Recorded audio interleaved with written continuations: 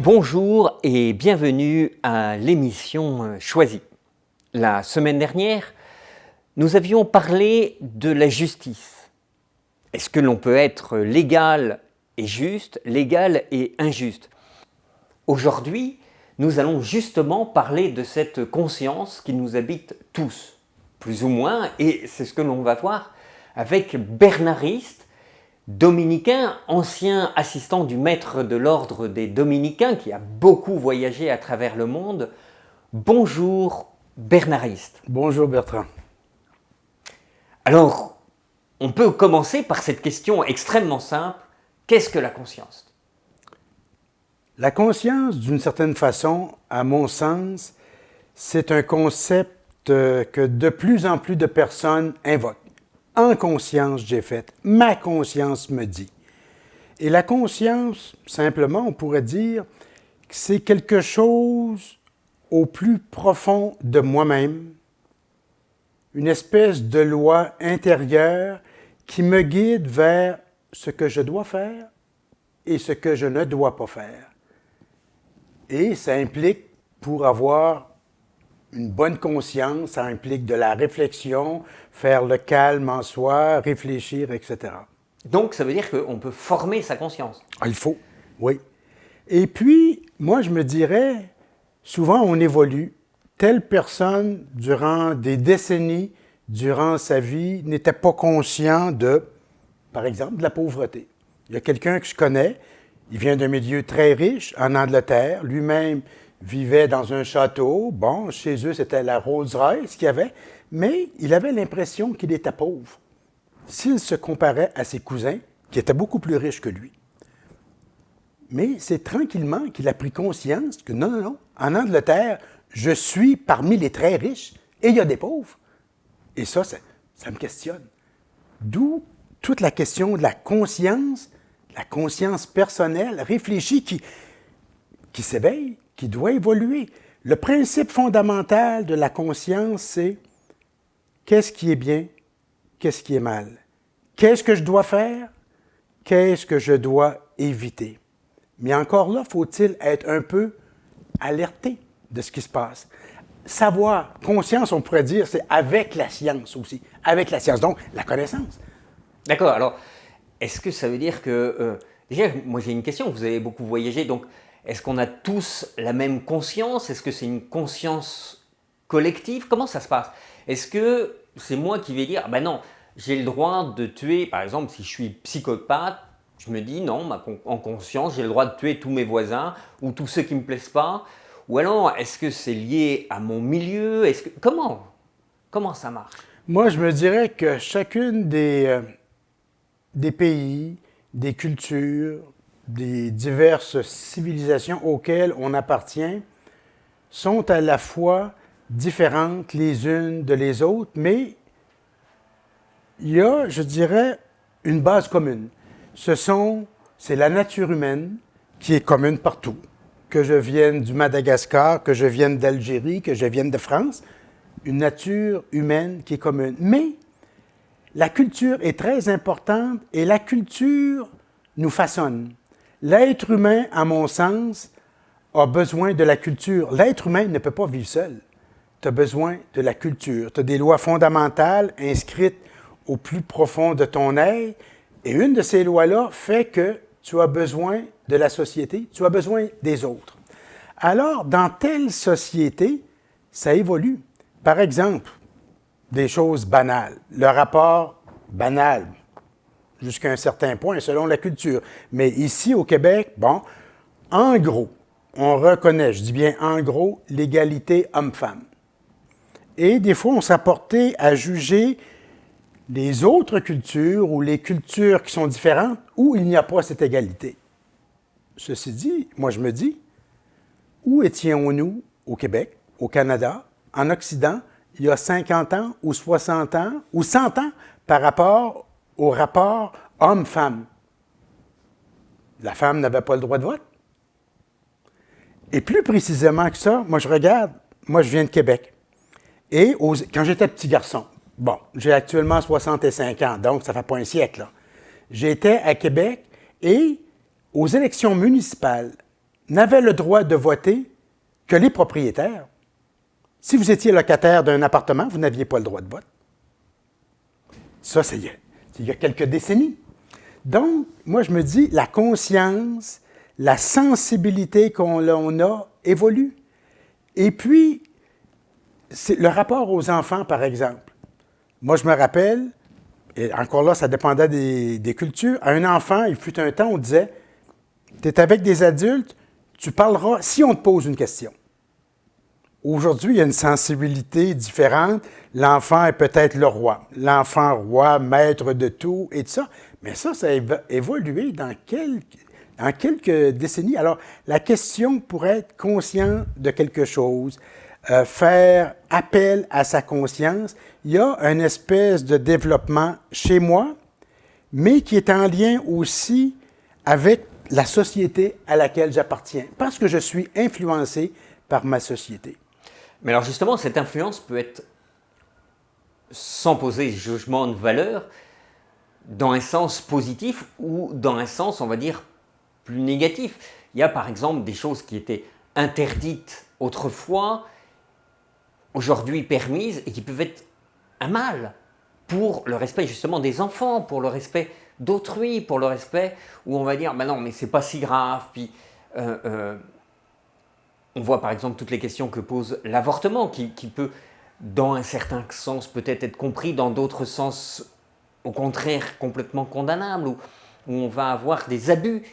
Comment on peut gérer, à la fois d'un point de vue personnel et d'un point de vue global, hein, comme vous l'avez dit, d'un point de vue de la société, cette confrontation entre les deux, j'allais dire, et puis aussi ça peut être un moyen de me donner bonne conscience, c'est-à-dire que on est dans un monde de plus en plus libéral, alors c'est pas si grave, c'est pas si grave. Puis, comme disait un poète, hein, on commence, je crois même que c'est un écrivain qui disait, on commence par voir quelque chose, ça nous choque, puis à force de le revoir, de le voir, on s'habitue, et puis il devient une partie de nous-mêmes.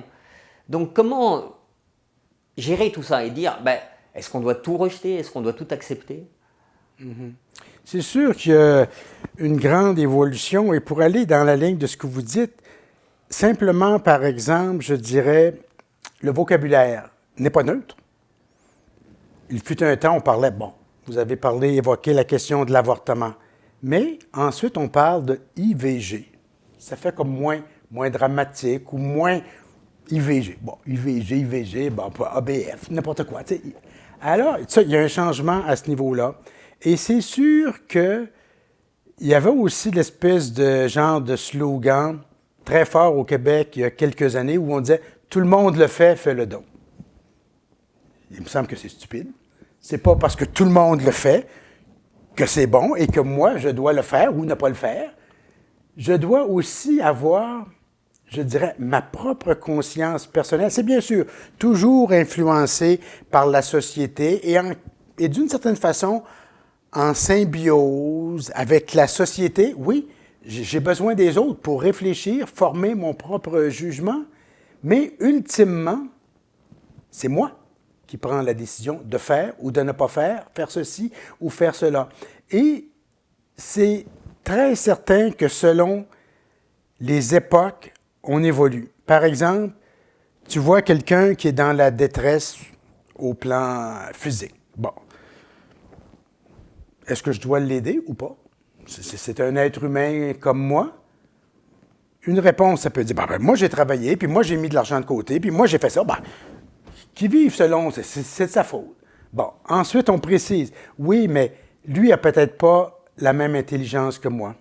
Lui n'a peut-être pas eu la même formation que moi j'ai eue. Pourquoi moi j'ai eu telle formation? Ça dépend de ma famille immédiate, etc., parce que les études étaient importantes. Lui n'a pas eu ces chances-là.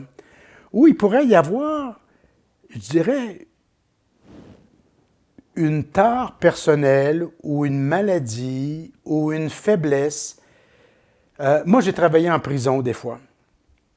Naturellement, quand tu écoutes un prisonnier, puis tu vois d'où vient sa formation, qu'est-ce qu'il a vécu. Le type qui est dans un pénitencier, souvent, regarde, que faisaient ses parents? chacun est responsable, mais quand toi, t'es petit garçon, t'as 8, 9, 10, 11, 12, 13, 14, 15 ans, ton père, c'est quasiment un dieu pour toi. Papa, il est fort. Papa, il me dit de faire ça. Papa, ça forme ta conscience d'une façon. Ça peut être ce que j'appellerais une conscience qui peut être erronée, mais elle peut être jusqu'à un certain point faussée. Si le premier vol que j'ai fait, je me rappelle un prisonnier m'avait expliqué ça, c'était de voler chez un des voisins, puis le père, il savait que les propriétaires de la maison étaient partis faire leurs courses ou je ne sais pas trop. Et puis, lui, il a dit, tu vas rentrer par le soupirail de la cave, parce que le petit garçon était petit, donc il pouvait passer. Puis là, tu vas monter en haut, tu vas déverrouiller la porte, et moi, je vais rentrer, et je vais faire une razzia dans Bon. Alors, ce que je me dis, c'est pour le petit gars, compte tenu de l'influence de son père, qui est un personnage important, habituellement, ton père ou ta mère est important pour toi. Ça a façonné ta conscience, ça l'a comme orienté, et ensuite, ça l'a influencé dans l'exercice que tu vas faire de ta conscience. Alors, si ma conscience a été erronée, déformée, désorientée peut-être quand j'étais plus jeune, est-ce que je peux la redresser? Est-ce que je peux la dire, déjà, est-ce que je peux m'en rendre compte? Et comment je fais pour m'en rendre compte? Moi, je pense que la conscience, cette loi qui est au plus profond de moi-même, quand je prends le temps de réfléchir, c'est quelque chose de merveilleux et c'est, je crois, ce qui est le plus digne chez l'être humain. Mais ma conscience peut se tromper sans pour autant perdre sa dignité. Elle demeure toujours digne, mais je dois aussi, ma conscience, la former. Par exemple, je regarde le mur derrière moi. Il est blanc, je pense, plus ou moins blanc. Bon, les gens qui sont ici, il y a 25 personnes qui vont passer dans mon appartement, puis ils vont dire, non, non, Bernard, toi, tu vois ce mur, tu le vois blanc, mais dans le fond, il est vert. Alors, je me dis, minute, moi, je le vois blanc. En conscience, quand je dis, ce mur-là, il est blanc, je suis honnête, je le vois blanc. C'est peut-être un problème de mes lunettes, un problème plus profond d'ophtalmologie, tout ça. Peut-être que j'ai une maladie de l'œil, quelque chose, ou peut-être que, si tu veux, moi, dans ma famille immédiate, bien ça, on a dit que c'était vert. Bon. Mais, non, on a dit que c'était blanc, puis dans le fond, c'est vert. Alors, je me dis, objectivement, je peux me tromper, mais subjectivement, j'ai raison dans le sens que je suis vrai. J'obéis à ce que je vois. Et dans ce sens-là, ma conscience, elle est bonne, elle est vraie, mais qu'est-ce que je dois faire pour la corriger? Ben, c'est peut-être de me faire mettre d'autres lunettes, faire augmenter la force de mes lunettes, et surtout, je dirais, sur des affaires comme plus sérieuses, là, ça serait de consulter. Bon, moi, par exemple, supposons que je suis médecin, chirurgien, je suis au début de ma chirurgie, j'ai une décision très grave à prendre sur cette personne-là, quel type de chirurgie je fais, puis tout ça. Je suis un jeune chirurgien, j'ai eu une formation, c'est sûr, une formation théorique, puis aussi une formation pratique, mais le cas est tellement difficile que est-ce que je forme ma conscience? Ça veut dire, est-ce que, si j'ai le temps, si ce n'est pas une urgence, la personne est en train de mourir, je consulte tel et tel autre chirurgien beaucoup plus compétent que moi. Écoute, il y a tel symptôme, moi je pense que je dois faire ceci, pour m'aider à former moi ma conscience. Ma conscience, c'est pas juste comme moi tout seul, j'ai pensé, puis là j'ai raison, puis non. Ta conscience, tu dois la former. Ta conscience, tu dois l'exercer dans la réflexion, dans le calme, pas sous le coup de l'émotion, pas sous le coup de la passion, et voir aussi qu'est-ce qu'en moi peut la déformer. Par exemple, certains vont prendre un verre de boisson, c'est bon. Certains ont comme on dit, le vin triste. D'autres ont le vin joyeux. Certains, après 3 ou 4 verres de gin, ils n'ont plus peur de rien ou deviennent agressifs. Mais ça, c'est moi qui me connais tranquillement. Quand je prends un verre ou 2 verres ou 3 verres de boisson, est-ce que mon jugement est altéré, déformé, que je perds une partie de la réalité, de ce que c'est. Alors, c'est pour ça que la conscience, elle est belle, elle est digne, elle est merveilleuse, et on doit toujours respecter la conscience de quelqu'un. Je parle avec toi d'un sujet, par exemple, très précis que tu as à vivre dans ta vie personnelle, tu y as réfléchi, tu as consulté, puis à un moment donné, tu me dis, moi, ce que je pense que je dois faire, c'est ceci et pas ça, là, pas cela. Éviter ceci, faire cela. Et moi, je dois respecter ça. Même si je pense que tu te trompes, même si 25 personnes avec moi, qui sont aussi brillants que toi et moi ensemble, et même plus brillants, disent « Non, Bertrand, c'est pas correct ton jugement, mais c'est toi qui, au terme, as raison. Tu dois aller selon ta conscience. Quand tu as pris tous les moyens pour l'éduquer, la former, c'est pas sur le coup de la passion ou tu es énervé, tu es enragé, tu as été blessé dans telle et telle situation, physiquement, moralement, intellectuellement, peu importe. Mais tu as pris le temps de réfléchir, ta conscience reste toujours digne. Alors moi, je vais noter deux choses qui me semblent vraiment capitales pour synthétiser peut-être, et vous me corrigerez si je me trompe, mais une des premières choses, c'est l'humilité par rapport à sa propre conscience. C'est-à-dire de ne pas se dire d'emblée « je sais tout ». J'ai fait un secondaire et je sais tout. J'ai fait une université et je sais tout. La première des choses, je pense, et l'exemple du médecin était assez éloquent, de dire « ben non, même si je suis médecin, même si je suis chirurgien, je vais consulter des confrères, consulter d'autres qui, effectivement, vont être des sages à mes yeux. » Donc ça veut dire aussi reconnaître que les autres sont peut-être plus brillants ou au moins aussi brillants que moi. Ça, c'est la première des choses. La deuxième des choses, je dirais, c'est aussi la capacité de l'ouverture. Parce que bien souvent, on a associé, à tort ou à raison encore, la conscience avec un phénomène religieux. Et donc jusqu'à maintenant, on n'a pas fait de référence religieuse. Et on voit bien que la conscience est au-delà de la foi, de quelque chose qui serait religieux, qui appartiendrait à la religion. Mais c'est autre chose. Plus fondamental encore que l'humilité, ce serait de dire, est-ce que moi, faisant un retour sur moi-même, sur la position que j'ai prise, sur la décision que j'ai rendue, que j'ai accepté de faire, est-ce que je peux reconnaître que je me suis trompé et que je n'avais pas raison? Ça, moi, je me dis, c'est peut-être le meilleur test. Moi, je rencontre plusieurs personnes, ils ont toujours raison, et surtout. Moi, ça m'inquiète. Je me dis, quand quelqu'un me dit ça, j'ai quasiment envie d'embrailler. Écoute, tu as raison surtout. Tu n'es jamais dans l'erreur, tu ne fais jamais de faute. Écoute, que ce soit dans ta vie de couple, que ce soit dans ta vie professionnelle, tu as toujours raison. Et il y a des personnes qui sont comme ça. Ils ont toujours raison. C'est pas de ma faute. Oui, j'ai fait telle chose, c'était pas de ma faute parce que... Oui, c'est sûr que des fois, c'est pas de ta faute, qu'est-ce que tu veux, mais des fois, c'est de ta faute. Et puis, si tu as l'habitude, moi, je me dis, je serais inquiet de dire, telle personne fait appel à sa conscience, mais elle a toujours eu raison. Elle a toujours raison et jamais elle ne s'est trompée. Moi, je me dis, il y a peut-être un problème fondamental. Il y aurait peut-être un retour sur soi-même que la personne ou que moi, je devrais faire, dire, hé, qu'est-ce que ça veut dire? Il y a peut-être un mauvais fonctionnement chez moi, là. Peut-être une conscience erronée, hein, comme on disait. Oui.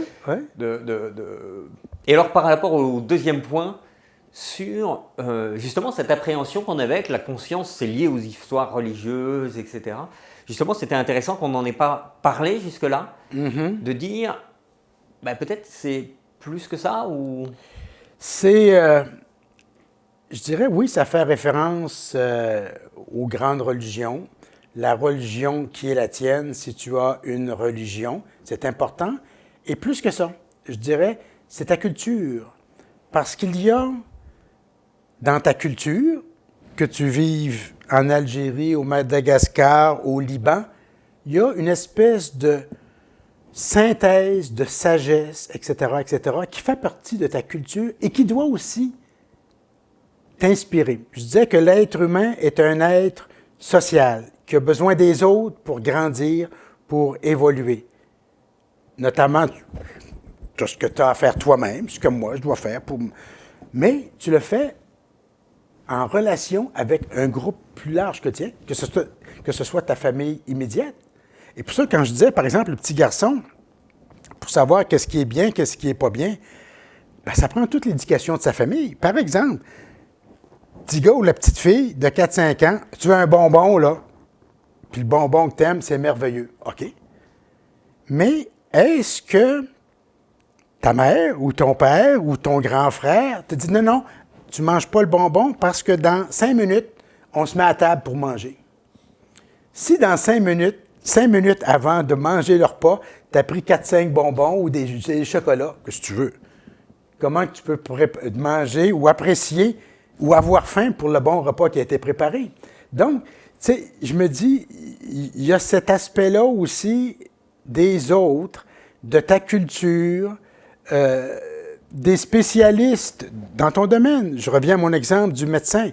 Bon, mais regarde aussi, toi, tu es médecin, regarde les pratiques, ce que le collège des médecins dit sur telle affaire, ou tu es avocat, ou tu es notaire. Bien, regarde, il y a tout. Par exemple, on regarde en droit, il y a toute la question de la jurisprudence qui est importante. Bon, tu as la loi. Bon, on regarde ici au Québec, la loi civile, la loi criminelle est différente, c'est compte tenu de nos racines historiques et tout ça. Bon, nous, en gros, civil, on a le code de Napoléon. Bon, ça a été amendé, corrigé, augmenté, etc. Mais tu as tout le phénomène aussi de la jurisprudence. Comment tel...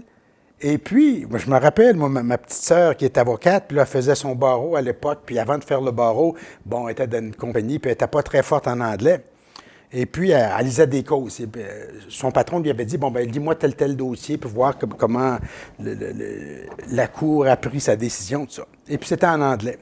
Et puis, ça commence, Your Lordship. Ah, dit, mon Dieu, une affaire, c'est les bateaux. Ben, tu sais, c'était pas ça, là, c'était votre seigneurie, puis tout ça. Mais, voir comment tel juge avait jugé.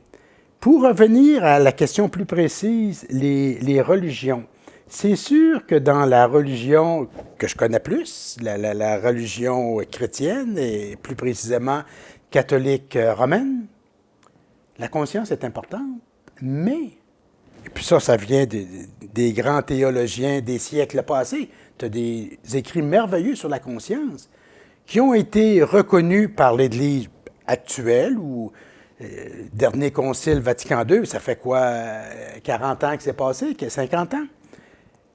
Mais où on respecte la conscience. On la respecte très bien. Puis il y a des paroles très fortes sur la conscience, mais, selon moi, je pense qu'on n'est pas porté à mettre les hommes et les femmes de ce temps en présence de leur conscience et donner toute la responsabilité de leur conscience parce qu'on a peur qu'ils se trompent. Vous avez parlé tout à l'heure de la conscience erronée. Compte tenu de moi, de mon habitude du péché, de la faute, de mes problèmes psychologiques, de mon manque d'intelligence, de mes tendances à la boisson, à ceci et cela, est-ce que sa conscience à lui pourrait être bonne, juste? Et pourtant, la doctrine de l'Église, la conscience, c'est le numéro 1. Elle est essentielle, sauf que, à mon humble avis, on n'en parle pas trop. Et on devrait en parler plus. Mettre le sujet face à face en responsabilité avec ta conscience. Oui, si tu es chrétien, bon, regarde ce que l'Évangile écrit, regarde ce que ton pasteur, ton prêtre, ton curé te dit. Informe-toi. Oui, ça fait partie de ta culture.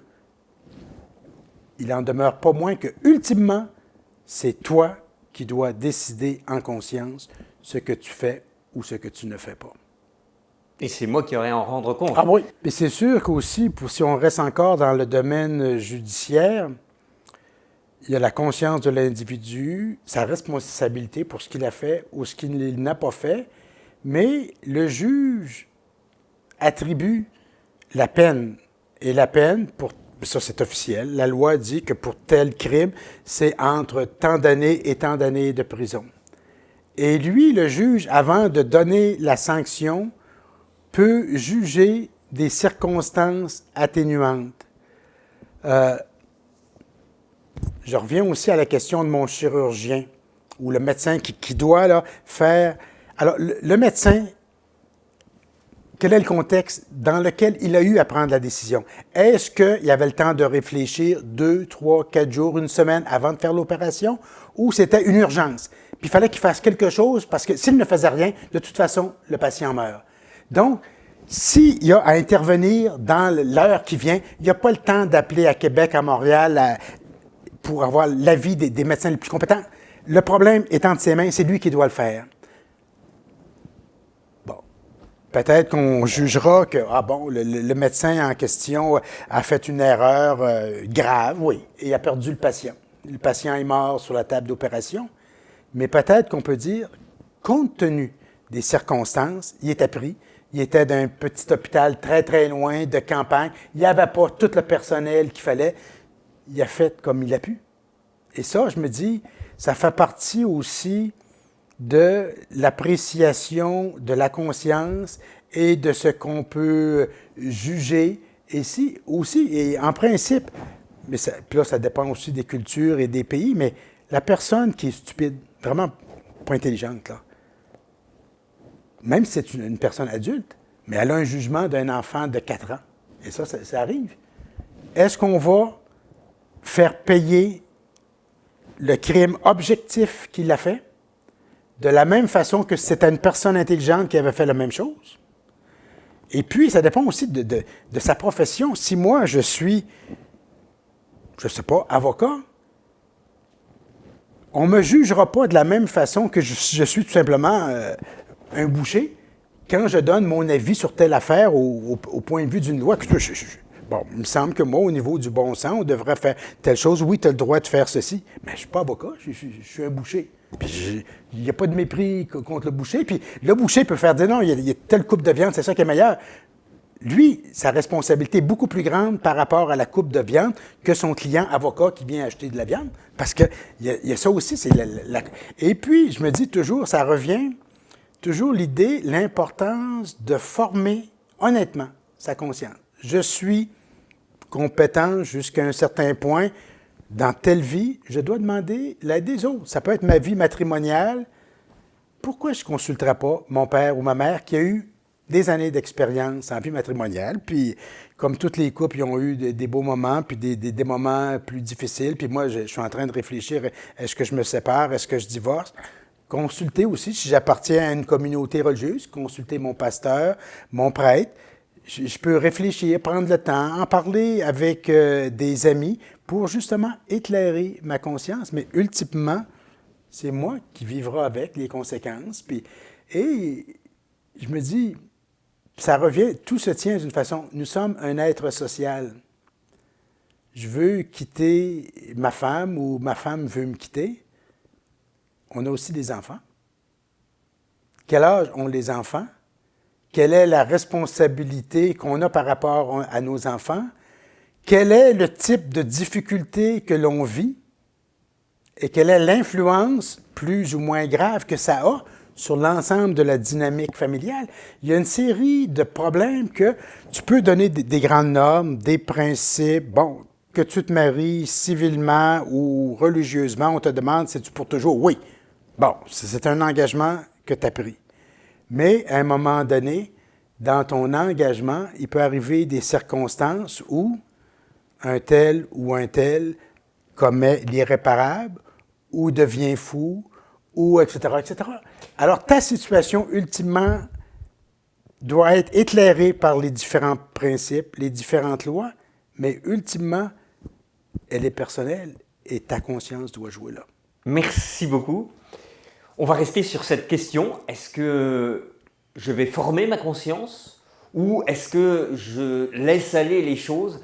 Et dans tous les cas, comme vous disiez, on va devoir rendre de compte et on est responsable de notre conscience. Merci Bernard Hist. Ça m'a fait plaisir, Bertrand. À la semaine prochaine.